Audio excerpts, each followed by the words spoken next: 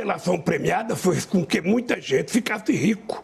Ora, o que eu posso te dizer é o seguinte, sabe, o processo de investigação poderia ter sido mais sério se o juiz não fosse o pilantra que foi, se não transformasse a Lava Jato numa questão política, para me proibir de ser candidato a presidente da República, para tentar me condenar. O ex-presidente Lula mente, ele está sendo mentiroso, porque, primeiro, ele não foi absolvido e nem inocentado, isso é muito claro.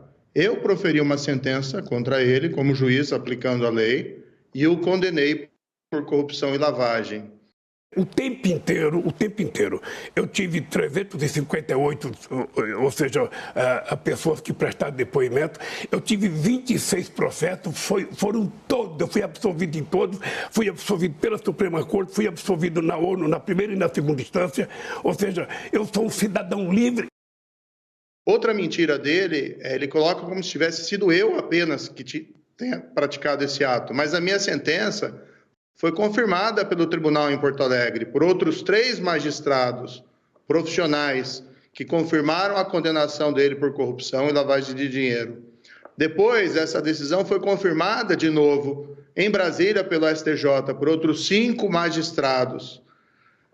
Ele ainda foi condenado no processo do sítio de Atibaia, em relação ao qual até hoje não deu uma explicação por que as empreiteiras Odebrecht e OS fizeram obras e reformas milionárias no sítio que ele utilizava como se fosse proprietário. Ele foi condenado nesse processo por uma outra pessoa, por uma juíza corajosa de Curitiba. E essa decisão também foi confirmada no tribunal em Porto Alegre.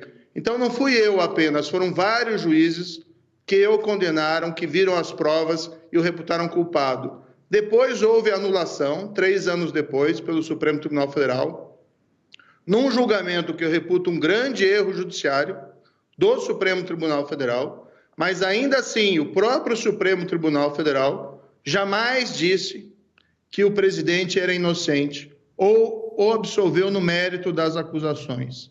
Então pende sobre o Lula, sobre o candidato, uma nuvem negra que são as condenações e as provas da corrupção na Petrobras durante o governo dele, que ele não explicou. Porque não é um caso de corrupção isolado no tempo e do espaço.